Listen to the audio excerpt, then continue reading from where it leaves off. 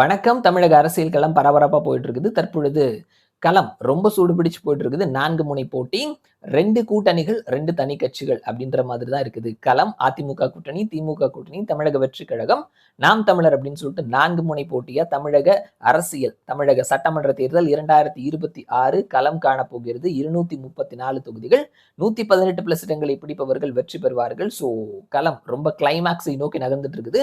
2 கட்சிகளுமே எல்லா கூட்டணி கட்சிகளுக்குமான seat sharing இன்றைக்குள்ள முடிச்சிருவாங்க அப்படின்ற மாதிரி எதிர்பார்க்கப்படுது. ஸோ இந்த நேரத்துல போன வாரத்துல பாராவீல் அப்படின்ற ஒரு நிறுவனம் ஒரு கருத்து கணிப்பை எடுத்து வெளியிட்டிருந்தாங்க. தெலுங்கானா, ஆந்திராவை சேர்ந்த கே சர்வே அவர்களினுடைய ஒரு சிஸ்டர் கன்சர்ன் தான் இந்த பாராவீல் அப்படின்றவங்க. ஸோ இவர்கள் ஒரு கருத்து கணிப்பை எடுத்து யாருக்கான வெற்றி வாய்ப்பு இருக்குதுன்னு சொல்லியிருக்கிறாங்க. அதனுடைய ரிசல்ட்ஸ் நம்ம பார்த்தோம்னா திமுக கூட்டணி 41.5% வாக்குகளையும், அதிமுக கூட்டணி 36.2% வாக்குகளையும், தமிழக வெற்றி கழகம் 13.6% வாக்குகளையும், நாம் தமிழர் கட்சி 7.9% வாக்குகளையும் பெறுவார்கள்னு சொல்லியிருக்கிறாங்க.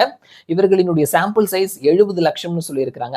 ஆனா டியூரேஷன் எப்பத்துல இருந்து எப்ப வரைக்கும் எடுத்தாங்க அப்படின்றத கிளியரா சொல்லல. 70 லட்சம் சாம்பிள்ஸ் அப்படின்றது சாத்தியமா அப்படின்ற ஒரு பெரிய கொஸ்டின் மார்க்கும் இருக்குது.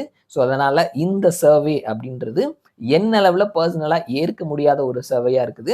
நம்ம சர்வேயினுடைய ரிசல்ட்ஸ்னு பார்த்தோம்னா திமுகவுக்கும் அதிமுகவுக்குமான ஸ்பேஸ் அப்படின்றது கிட்டத்தட்ட ஒரு 5% வரைக்கும் இருக்கிற மாதிரி தான் இருக்குது. ஸோ இந்த சர்வே 70 லட்சம் சாம்பிள் அப்படின்றதும் அக்செப்ட் பண்ணிக்க முடியாத மாதிரி இருக்குது. சர்வேயினுடைய டியூரேஷன் அப்படின்றதும் கூட அவங்க தெளிவா சொல்லலை அப்படின்றதுனால இந்த சர்வே என்ன அளவுல ஏற்க முடியாததா இருக்குது.